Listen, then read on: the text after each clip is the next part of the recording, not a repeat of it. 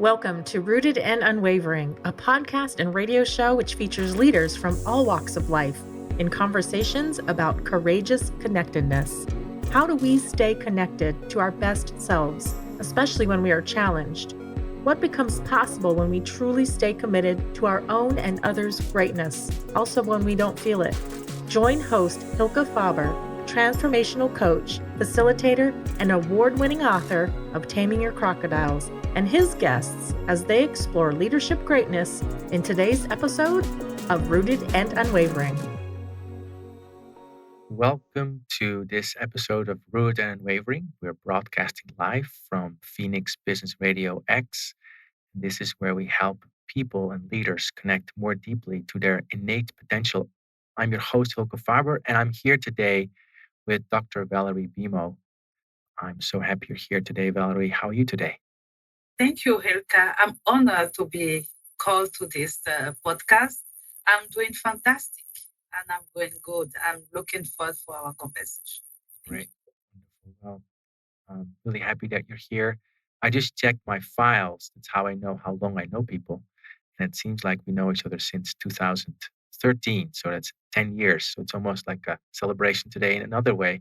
I'm going to say a little bit more about Valerie. And before I do this, I'm also going to say a little bit more about this podcast series, Rooted and Wavering. So Rooted and Wavering is a series where we every 2 weeks speak with a leader that we admire for their sense of being rooted and connected to what's truly important to them, what their deep core priorities. And we do this conversation so that we can help each other and learn from these leaders about how we can do this in our own lives, in our own leadership. How do we stay rooted and connected and learn all these from all these different stories about what that's like and how we can show up our best. So Valerie comes to us, and I admire Valerie for many, many reasons. And if you just look at her resume, that just causes a pause. Like, wow, there's so much here. So I'm going to share a little bit about Valerie, and then also share a little bit about my personal experience with Valerie, and then we'll have the conversation about being rooted and wavering. And as you're listening, I invite you to just to think, keep listening for what am I hearing here that helps me to be more rooted and unwavering, whatever happens in life. So, Valerie is a distinguished leader, motivational speaker, coach, and mentor, and an internationally recognized expert in global health and humanitarian response. She was born in Cameroon and educated in Ivory Coast, France, and Spain. She has a strong reputation as a cross cultural connector and thought leader. Her ideas are based in multicultural lived experiences. She's multilingual and she brings throughout it all a deep sense of being, presence, spirituality. She has 20 years of experience in international development. She's worked with communities, organizations, governments, local, global, and she works on strengthening systems and empowering leaders to create lasting social change. Now, she's been doing this work for a while now at the Bill and Melinda Gates Foundation, and you work there primarily with the poor and vulnerable communities across the globe, especially those impacted by natural disasters, disease outbreaks, and conflicts. And she's worked in all the places that we hear about on the news, and some of them we don't hear about on the news, like the Haiti earthquake, Ebola outbreak, the cyclone Idai in Mozambique, thinking about helping refugees in Bangladesh and also in Jordan, the Syrian refugees there, and then also recently or the last few years, co-leading the foundation's response to the um, COVID pandemic in Africa. Now, throughout it all, she's committed for passion for with passion for solutions, and she's very focused on shifting mindsets and thinking about how you remove institutional and systemic barriers to empower individuals and groups to create locally grown solutions. She's also a coach, team facilitator. She brings presence and those little things or those big things that help you sort of sit back in your seat for a moment and plunge into your heart and bring more of what you truly want to be to the fore. As I said, I know Valerie for about 10 years. I'm struck by her originality. It's very creative, very caring, very strong. There's always a sense of this deep strength, which I sense like an ancient strength that comes through her. And I'm so looking forward to a conversation with her. She has a medical degree from the University of Cote d'Ivoire and an epidemiology diploma from the University of Paris and a Master's of Public Health from the Madrid Autonoma University. And she's also a certified trainer and coach, amongst many other things. I also know you are a certified yoga instructor, amongst many things. So, Valerie, so much to lean on. We're talking about connectedness in this podcast. Can you say a bit more about, get us started on what have you been learning about connectedness in your life and leadership? Thank you, Ilka. Who was the person you were talking about in that is amazing. For me, connection is everything. It's the essence of a human being. Starting by who we are the web, and all the different classes show us again that connectiveness comes from the simple things that we look a lot in the African philosophy. We talk about Ubuntu. That is about how I am because you are because we are. And I think for me, this is the summary of, for me, the connectiveness. It how we connect with ourselves, because without connecting with ourselves and be aligned with ourselves, we cannot connect with others. And as we connect with others, we cannot connect with others without really acknowledging the environmental in where we are living, connecting to everything around us, to even the time. How do we connect with time? How do we connect with the elements, the different elements, the nature, but with each other? But the more important, you can only do that if you can connect with yourself, you get authentic, and you check on yourself first. You cannot only connect and be if you find yourself, and if you're authentic.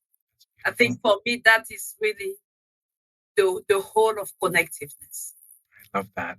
That talked about Ubuntu, I am because we are, and then also making the direct connection to connecting to myself, and then my true self, and then the connection to eternity over time, and all that we're part of. So say a bit more, Valerie, because that sounds so good, and I think many of us can relate to this.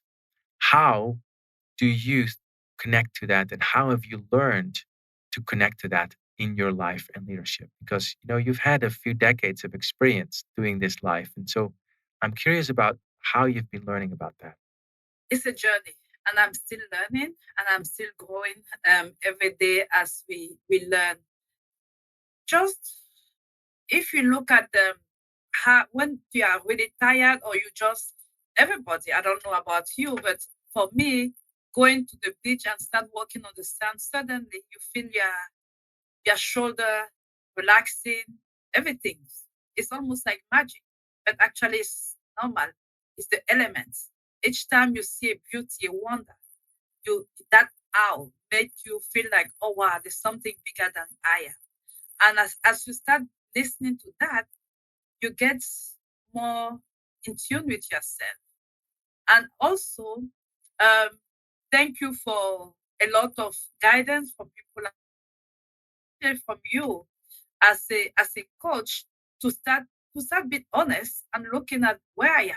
What are my fears? What who I am?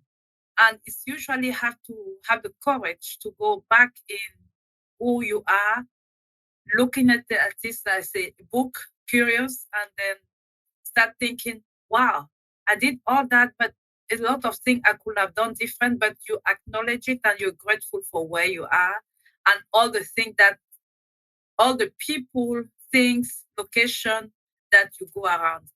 And more important, I feel like the more I grow, work, and go around different culture and different space, one things I learned is that all human beings, we are all, one of the things that we secretly all want is to belong, is to be loved. This is Actually, even when we don't recognize it, it's part of it. And I've seen that, however, you talk about languages, ethnicity, places that have been around the world, and I visited so many countries, almost 160 something of the countries, and still that is the truth, and that is the one thing that you see across the world.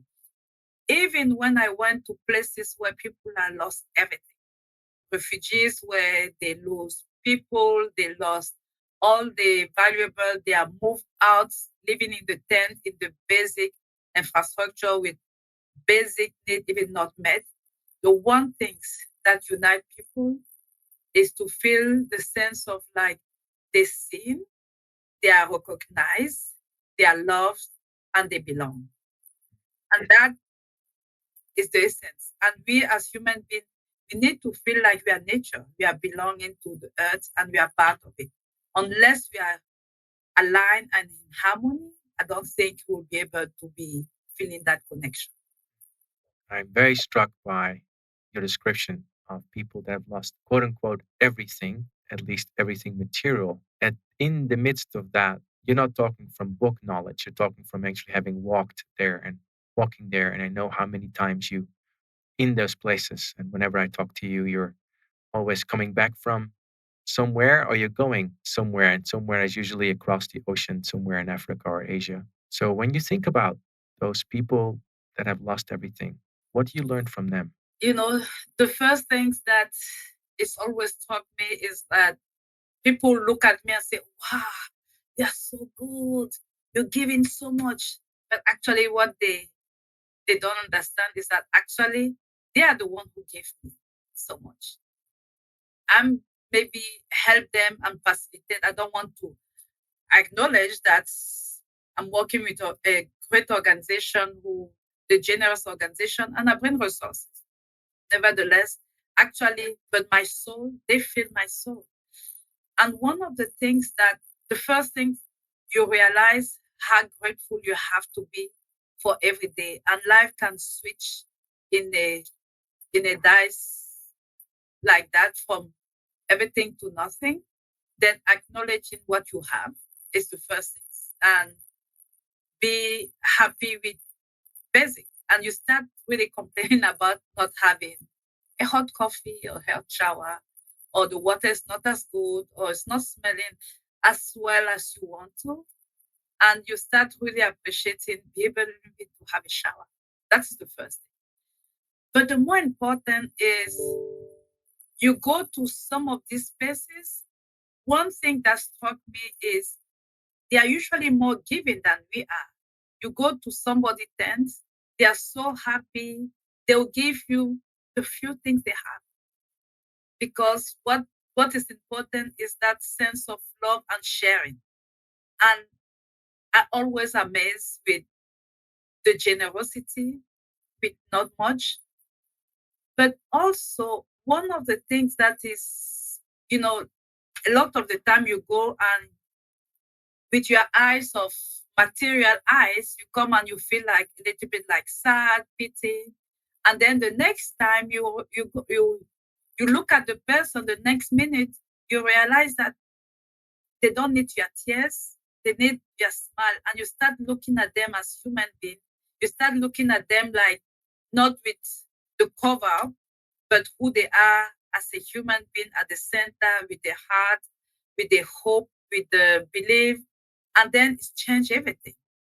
And you realize that you are speaking with the human being with the heart. And that make a difference. And when they sense that, you start having a conversation, you start connecting, and you start being two human beings, and the material disappeared. That is the beauty of sometimes you almost like, wow, they don't even have to bother so much about so many things. They are at peace in a way. It's a bad way to say that, but they are centered, rooted, and you appreciate now that you are who you are, not because you have everything with what you have as material, but what you center on and how your heart is what makes who you are. Getting out of the static of our material existence, where a mind make judgments about I need this and I need that and and unless that, it's not going to work for me. And what you're saying is that these people, of course, they're making generalizations, which is not fair, but some of the experiences you've had, humans being able to live from a different place that we probably all long for in a way, that sense of being loved, belonging, and love that comes from inside of us. I really like how you're talking about that. And at the same time, these people, you're working in emergency relief. They've just lost everything because of an earthquake or an outbreak or or something. So how do you help them then? Because in a way, they already have it. How do you help them? It's contradicting what I was saying earlier. Like they have everything, but they don't have everything. They still need a lot of materials, but they have their hearts. And as long as they are breathing, and that is what we have to recognize, as long as you are breathing, you are present, there's still hope. And the different in different group that I saw, people who still have hope, can see the future, can believe that there's something coming out of it, will have a better chance to actually attract that something. And the way we help them is different way, from the basic needs, water, food, shelter, making sure that they receive, the kids going to school or having a space where they can still be kids, because sometimes we forget about that. Kids have to be kids. And then that is the basic. But more and more, there's a lot of discussion about, at the beginning when I started this work, a lot of the work, and with that is where our generous mind thinks like, oh my goodness, they have lost everything. We have to give them something. We have to then be like, oh, they should have clothes, they should have this. And we tend to come with stuff and decide what they need and what they should have, what type of food is good for them, what type of water or clothes of the kids and education. And you have to remind yourself that before the crisis, they were living their life. And as parents, they they were taking care of their family and they love their kids like every parent in the world, and they want the best for their kids. And there's a lot of changing now in the way humanitarian is like, instead of coming and distribute things to them, that is expensive, is different, and you can only distribute a number of stuff. But people are individual. People have different needs, different value, different thing. Then there's more and more discussion about how do you give in, instead of coming and giving stuff, giving them cash unrestricted, and let them make decision of what makes sense for them. How they can actually work in the way that, because a family may have a kid who diabetes or a kid who needs some, or an elder, it will not be the same thing they will need as food. Or you may like maize or corn, and I may like cassava. Then how do you give the choice? Because one thing is about dignity. Everybody want to feel like I'm I'm making some choices of what is good for my family, but give them access to resources without making decision, and let them make decision on their day-to-day life. It's just that change everything. Even a sense of dignity is like, I'm still alive, I can still make decision, even if the fund come from somebody else. Then I think there's a lot of evolution now to recognize the need for people to keep their dignity and to stand strong and high. Yes, this dignity. Dignity is such a powerful word. Even as you were saying it, I started to sit up more upright in my own chair. Maybe as we're listening to you, that may also be happening for all of us that are listening at the moment. I'm struck by you talking about dignity and also your own background, growing up in Africa and then moving to the US and now working for a Western based organization, Gates Foundation. So can you tell a bit more about like what have you been learning about dignity and connecting with dignity? First of all, growing up in Africa and then coming into the Western world. Yeah. how long we have. I can spend the whole day talking about that, but I'll try to get some simple thing. Growing up in Africa, there's something that my grandmother, my mom, my father always said is that it's not about how much you have, is you have to be happy with what you have and you have to cherish what you have and not looking at what you don't have and focus on what you have. I think that is the first things to that growing up is was a reality. And I didn't grow up in a poor family. I have to recognize. I was a middle high income family, educated parents, but that come from family that were long, rural family, a mixed and big families. Then coming to that mix of rural, urban, educated, non-education, you it reminds you that it's not so much about always education. And I just cherish my grandmother and by the name, her name is Bemo. I carry that name. She was not educated, but she was the smartest woman I could see. And she knew how to manage people, deal with the big family, be in that space without education. Then I think a lot of time we made the mistake of kind of putting education as the smart because you have these diplomas, because you have this education. And I think that's the first thing you learn. The smartest, more agile, more connected people are not necessarily the PhD. I'm sorry for those who's PhD. It was not a, I may be a doctor, but it's not that who make who you are. That is the first thing you learn in Africa. And that sense of community, sense of you cannot be happy or be centered if everybody around you is not. Then you share whatever you have, you'll be taking care of each other. Then you live in a sense of community. It's a big thing that growing up in Africa, you learn early age. And then you come to the Western where it's become like an individual. Initially, it's shocking. It's like, okay, what did I miss here? Sometimes you think, is it me? And you have to learn that because the society have been so focused on the I and the individual, people feel that that is what it is. It's my nuclear family, it's me and my small family. But we saw in crisis like COVID that we recognize that we all need community.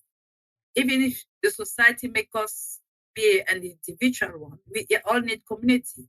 And COVID, the US shows us that we stopped being a community and then it hit us really hard. Do we know our neighbor? Do we say hello?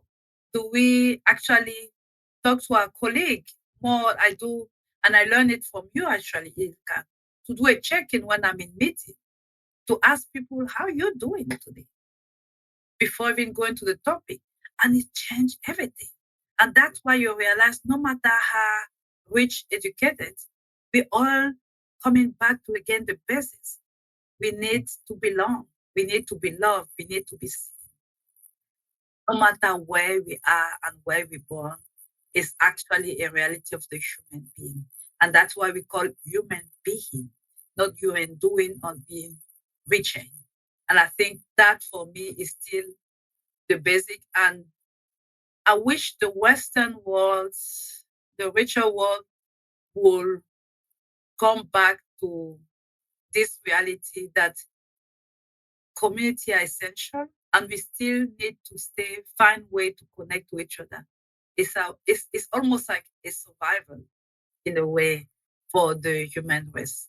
I'm struck by the paradox. I struck by the paradox of starting with your sharing with community is so important. Like we are part of something, and if my community is not in harmony, there's something for me to give. And at the same time, I remember you in the beginning of our podcast talking about connectedness starts with me. So say a bit more and maybe talk about what you learned from your grandmother Bimo about embracing that paradox of being myself and maybe not getting lost in the need to belong and to be loved, I love the prayer of Saint Francis. Like it's in giving that we receive, and it is in like pardoning that we're pardoned. It's a sense of like so. Say a bit more about this paradox of being in community and being yourself. Because I can imagine from the Western perspective, it's like, yeah, no, I don't want that African quote unquote community because I like to be me. Mhm. Right. At the same time, from a Western perspective, there's probably this, well, at least for me, it's like, oh, that expanded network of community that seems so rich. So say a bit more about that. Indeed, it look like a paradox, but one doesn't exclude others. For me, being a community require you to be authentic, require you to remove the mask, because only when you are you, you can actually give what you have. Because it's about sharing, it's about being you, it's about what you bring to the center. And if you are you, then you bring that real you. If you are not you, you cannot bring that. Then it's actually force you to find your space. And and I think one thing I remember is that I'm coming from big families, and I'm not the first one or the last one. And you have to find a way to step up. The stepping up is not by copying. If you copy the others, then you don't exist. Then you have to step up to find your space and to get your character. And I think it's the same image. If you want to be, because it's about like, what can you contribute? If you're exactly the same like everybody, then you can't contribute. But if you bring your real value, then you have something to contribute to the society. And even the Western world, when we said we want to be me, guess what? We are in the world where if you are only you in the world, we need everybody. You can go, we saw it COVID, you go to the supermarket, if people are not coming to work, guess what? If the farmer are not farming, guess what? We will not have the food or become too expensive. If the restaurant cannot recruit the server, that usually we don't consider the cook, then they close. And I think for me, this is really the reality of the me, but me part of the bigger. And if the me part of bigger cannot identify in the real without mask authentic, then you are cheating. And you can cheat for some time. You can have a mask, and sometimes we believe that that mask is who we are, but in the long run, it will hit us back. Beautiful. I love this whole theme of embracing the community, noticing that I am part of that and I'm nothing without it. Like I need the food and my community also needs something from me. Like, that is true. And then at the same time, but what the community needs is my real me. What is my real me? I remember a master coach teaching me this question: what can your community not afford to lose? What gift of yours can your community not afford to lose? And when I think about what you've just been saying also about the refugees or people in those situations, that it's a lot about helping people to be restored to their dignity and to help to acknowledge their authenticity and their authentic choices. And that creates true harmony in community. So go ahead, Valerie.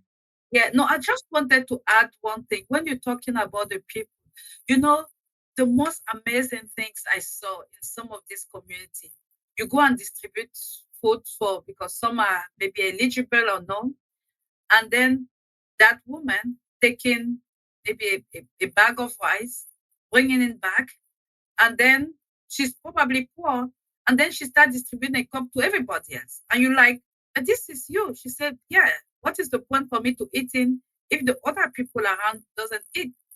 Because actually it will not work. Then she have a small thing, but the generosity with that small thing of sharing, even that small thing, they say each of us need to eat something, even if it's small, versus me eating a lot and nobody else eating.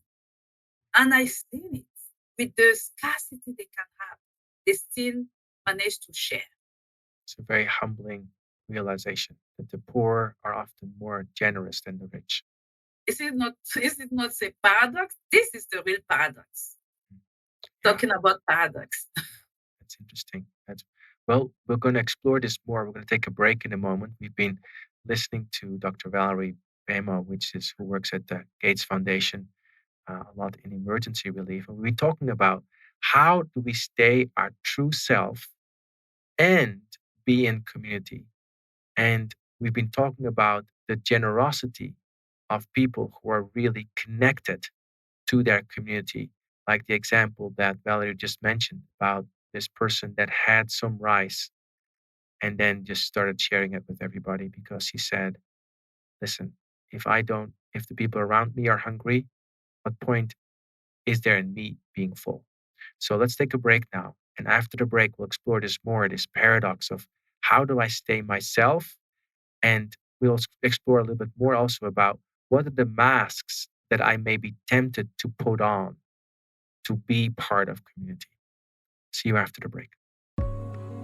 You are listening to Rooted and Unwavering, presented by Growth Leaders Network, the leadership, team, and culture development company. If you would like to learn more about working on connectedness for yourself, your team, or organization, please contact Growth Leaders Network on LinkedIn. And now, back to the show. Welcome back. We're doing a Rooted and Unwavering podcast. I felt almost weird about saying doing. I feel like we're more being a Rooted and Unwavering podcast, which is what you've been pointing us to, Valerie. Valerie Bemo is a deputy director at the Gates Foundation, very much focused on emergency relief. And we've really been exploring this paradox, you could say, about being yourself and being in community and the generosity that comes when we're firmly and like founded and connected to community because we cannot but be generous. So, Valerie, let's focus on the mask bit a bit. So, tell me a little bit about and tell us a little bit about the masks that you may have put on in your life, disconnecting from your true self, how you stepped out of those and what you learned stepping out of those. So, maybe give us a few examples from your life, some masks. There's a lot of masks. The first thing is that, as I said, I'm coming from, we are six in my as kids. And for long, I was the quiet one, the fifth one, always in the low case. And then I have my siblings, my sisters, more vocal, more present, more thing. And then I was just couldn't speak as much. And then I have to be the pleaser of everybody. I need to be sometimes be the small and disappearing because I didn't want to show myself. And then the second one is to trying to please and make everybody feel happy and pleasing and put that mask of like, I love everybody love me and all that. And then rapidly I realized that I was giving, but that giving was not actually an innocent giving. Even if you are generous, but it was not. It was giving for something in return. It was not like oh, it was. It was giving. I'm generous and I'm still, but there's always a behind that must create an expectation. Because I give, because I did, then they will love me more. Because I please them, they should be love me more, then I'll belong, and then I'll be think. And the more you do it, the less they look at you, the less you belong, and then you get frustration.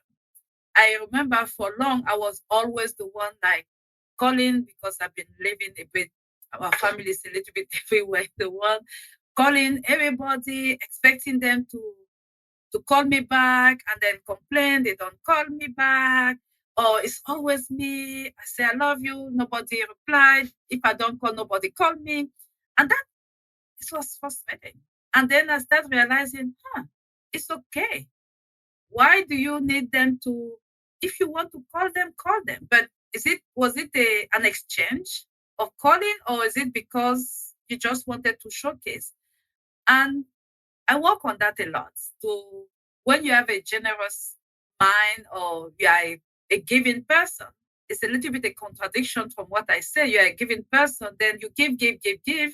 You give even things that you should not give or you cannot give. And suddenly you realize that you were expecting love out of it. You were expecting them a thank you. You were expecting a, oh, I love you. And it's not coming, and you're frustrated, and you feel like, oh, they are ungrateful with you. You give all these things. You're always the call, nobody call you. And the day you have something, nobody is there. And then you have to step back. It's like, what is going on?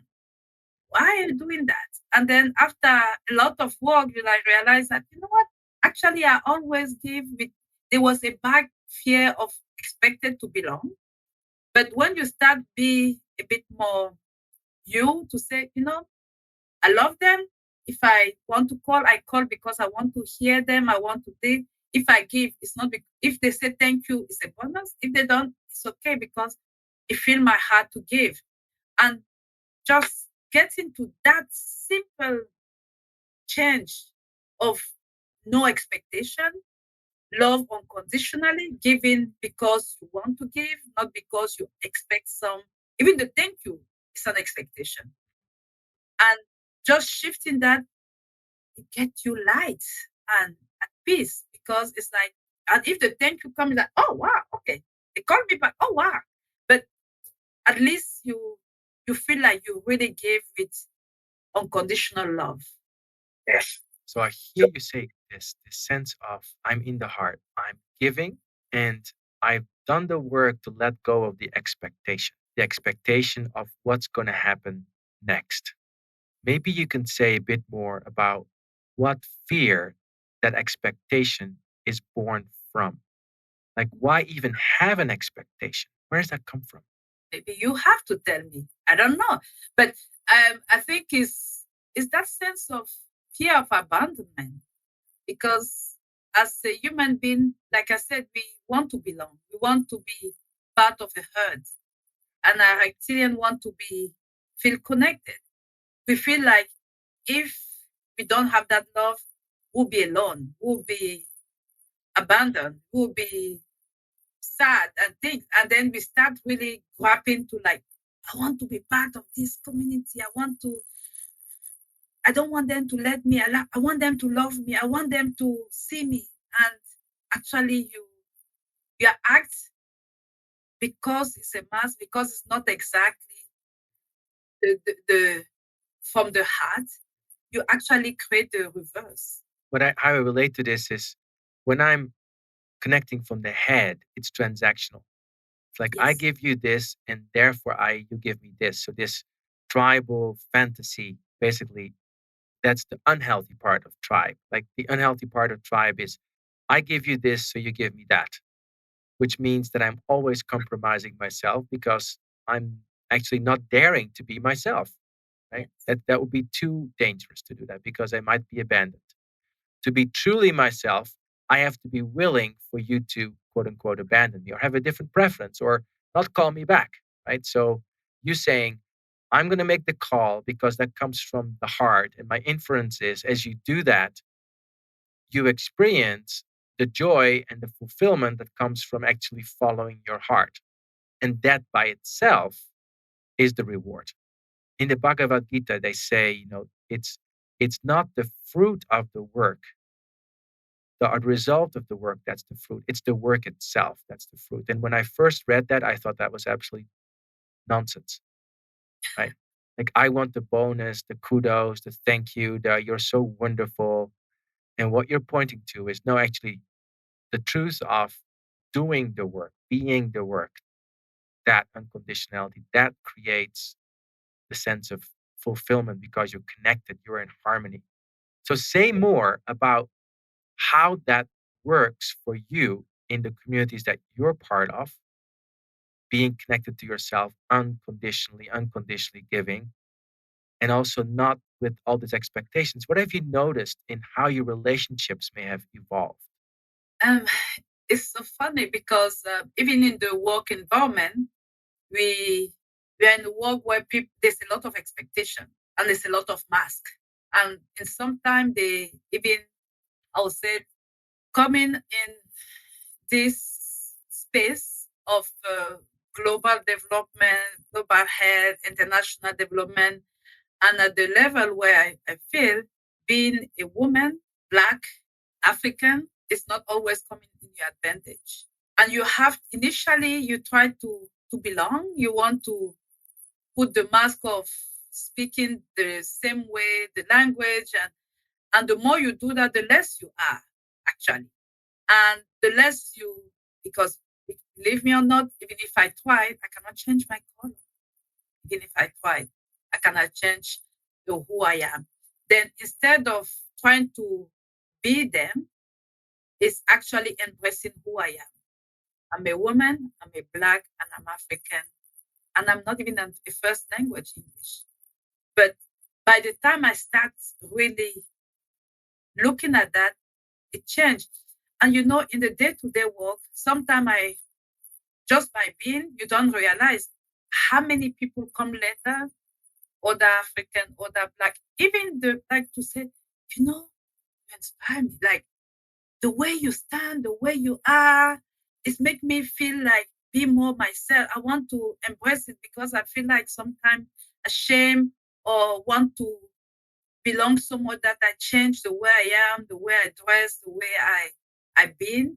And actually, by doing that, it's okay to be you who you are, and you're still at that level. And I think I see that every day, and I want to be an inspiration. Because one thing that I also recognize is that, especially in Africa, we coming from a colonial system. We here in America, we coming from a slavery system. And in the way, even if the slavery is finished, we still have a lot of inherited mask and sense of inferiority in a way, even if we stand up. And we tend to be putting the mask because the way we speak and like your way you speak, your way you stand, your way you been, trying so hard to merge the Western America system that you stop being who you are. And I learned to really embrace who I am and be proud of who I am. And the more I do that, I start being proud and I realize I have something to share. I have something to offer because I come with my authentic self, with my cultural differences. And lately, the last 2 years, a lot of people have been talking about diversity, about the DEI, diversity, equality, inclusion, and all that thing. People focus the diversity on the color, I call it. When it's on color, it's like how many Black or how many women. But for me, it's not so much about the how many Black or women.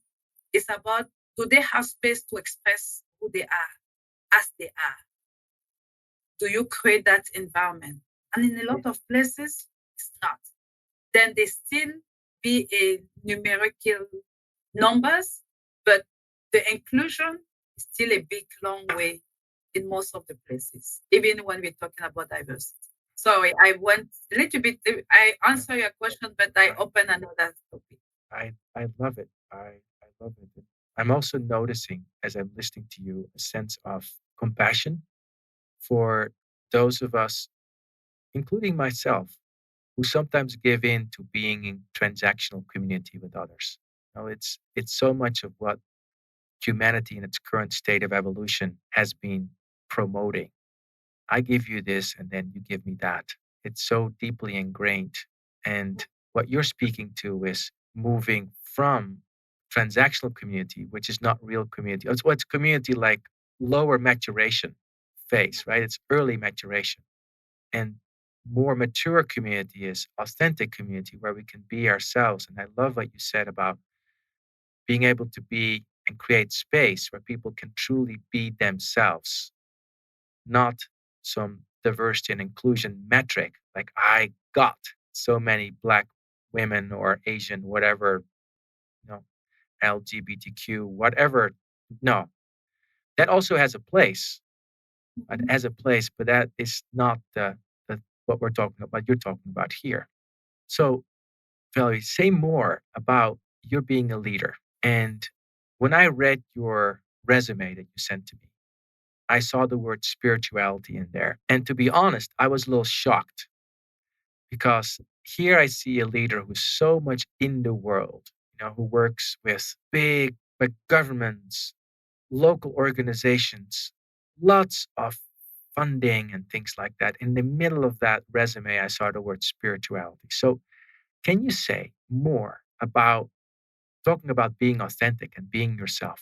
How do you connect to that? And how do you bring that deeper self sense to everything that you do? Because I see you doing that. Thank you for that question. I believe in God, and I believe in something bigger than all of us. It's not about religion. It's not about which part of the religion. Yes, I'm Christian, I'm born Christian, and I'm still following it. But I made a lot of effort to learn about other religion, to learn, have a lot of practice, the Buddhist, Hindu, Muslim, all that basis. And one thing came to the same. It's like the first thing is love. The first thing is like recognize it is something beyond you and bigger than you. And the more I embrace also nature, learn a little bit more, I've been more and more connected to that love, the wonder. One thing that come clear is that I can't you go to some of this amazing nature and then you just see that it's like it has to be something bigger. It have to be God's that's a creation. And you see the connectiveness with even trees, how everything, a forest, everything work together, seamless. Even if it seems like it's it's inert and it's there, you realize that it is. And when I talk about spirituality, is you have to go with the space of love, of being, of compassion, but also empathy to know that everybody, again, human being, want to belong, to love.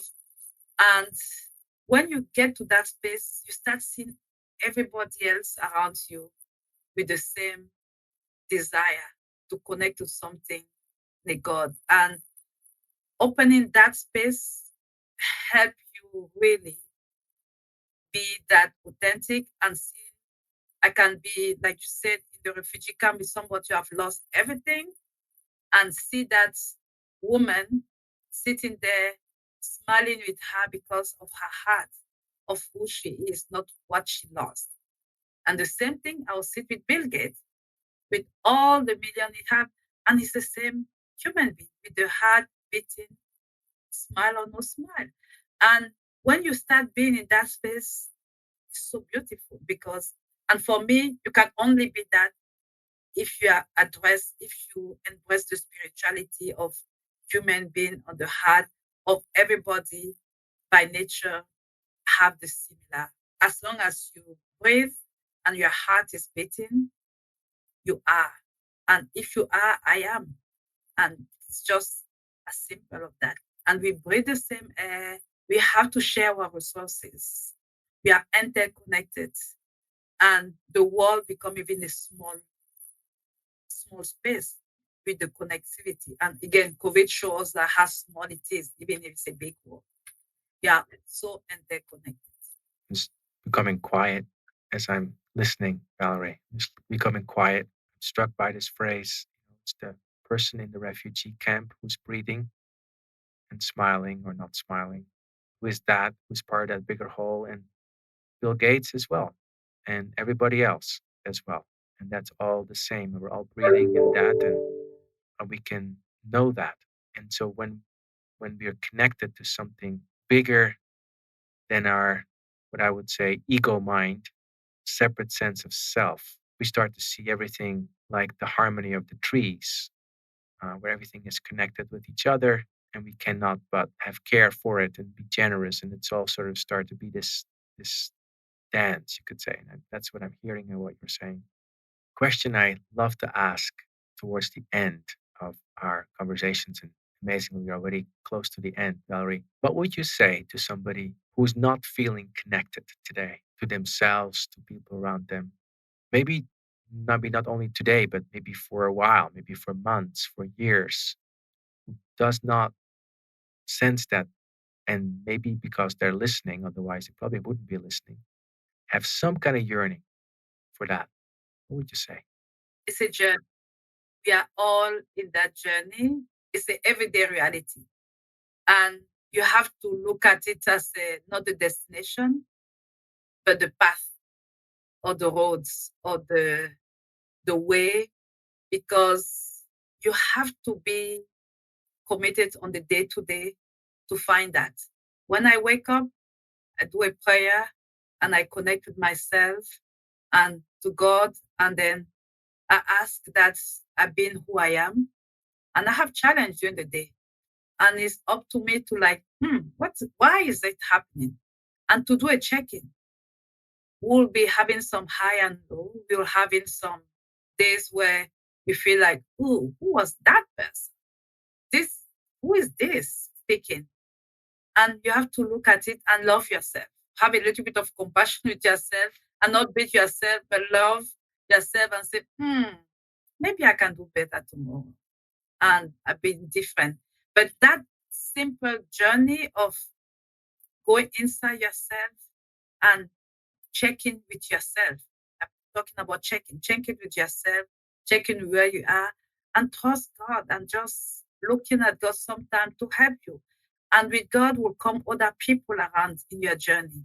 You'll have some coach, you'll have some people, and it's not always the person you think it should be. It's not always your boss, your director, the richest person or something. It can come with the unexpected space. Like I said, when I go to the refugees, actually they give me sometimes more than what I give to them. They resent at me. They root me to the sense of life. Then look around you. There's always a message for you. In the supermarket, do you say hi to the person who is in front of you, who serves you? Give their name.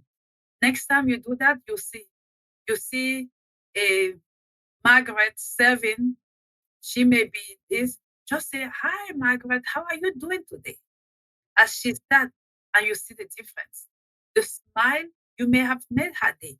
And the same thing, it may come from anywhere.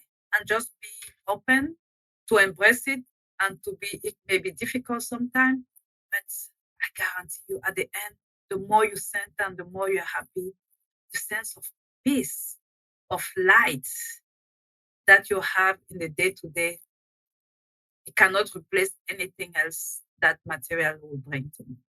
Thank you. Last question. So you work in emergency relief. So my sense is every day on your screen or when you're actually with people, you see lots of things that could be construed as hard. How do you relate to that from the space you just described, if you do? One thing that you see, there's a lot of destruction, there's a lot of emergency every day, for sure, is to first feeling like I have a space where I can do something. I can help, I can be. That's the first thing. The second thing is to able to see beyond the number, to see a face, a people, and to contribute the best way you are.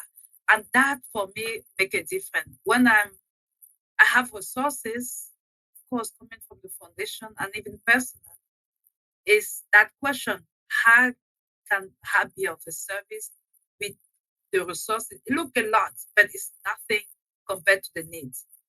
Then how do I best use the stewardship of these resources that is entrusted me to do? What is the best approach? How can I support? And how can I support the people? Because there's a lot of intermediary. What is the best path to get to that people without having all the from the tube going away? Because at the end, in a lot of our system, it's almost nothing getting there. Then how do I be stewardship of the resources that I've been entrusted and that I have the privilege of managing now. And when you get to that space, you're like, oh, I can do something. I can be there. I can space. And tell you the truth, what I like about traveling, after a few months of just sitting in your computer, it become numbers. And then you go to the field and you see one person and you hear their story and it makes so much sense. You're like, okay, it's not just 100,000 person or 50 people. It's that face. You can put a face, a heart, a person beating in that. And that satisfaction is just changing, make you forget about the sadness and making you feel so grateful that you can actually be part of the space to do something. Thank you, Valerie. We're getting to the end of our conversation. I want to say a big thanks to you. What I'm taking away also from this last bit of our conversation is to live from this generous heart and open to what's around us, not get lost in the mind of the numbers, I can't do anything, extending, and then the rewards, like meeting Margaret in the supermarket or the conversations with the people that you're meeting in the places where there's been real hardship, and just meeting them and really listening to them. I sense the presence you bring to them and then the transformative power, the miracle that happens in that. So we've been listening to Valerie Bemo today, Dr. Valerie Bemo. She works at the Gates Foundation in emergency relief. A big takeaway I had today was about how important community is and how from Valerie's story, it's always, whether it's in the supermarket or whether it's with somebody you serve or whether it's in our family or whatever it is. And that's important to stay authentic, to be connected to our light and to also realize that we are not what we think we are. We actually connected to something much bigger. And that is a journey for each of us to explore every day. So, Valerie, anything else you want to say by way of closing? Thank you, Ilka, for the opportunity. But to everybody to remember, we all have something to offer. And we have to be open to receive as well when it comes our way. Thank you. Thank you. We always have something to offer and also be open to receive it as well. That's a beautiful place to end our conversation today. You've been listening to Rooted and Unwavering. We're going to have, and we continue to have, community conversations on LinkedIn through Growth Leaders Network. You can check those out if you'd like to learn more. Also, you can subscribe to this podcast, for example, on Spotify and other places. And we will be here again with Gaurav Bhatnagar, who is the author of a book called Unfear. I love that title. On February 10th, he's also the founder of Co-Creation Partners, and he will speak with us again on February 9th. So that's it for today. You've been listening to Rooted and Unwavering, where we help leaders connect more deeply to their innate potential. I'm your host, Ilka Faber. See you next time.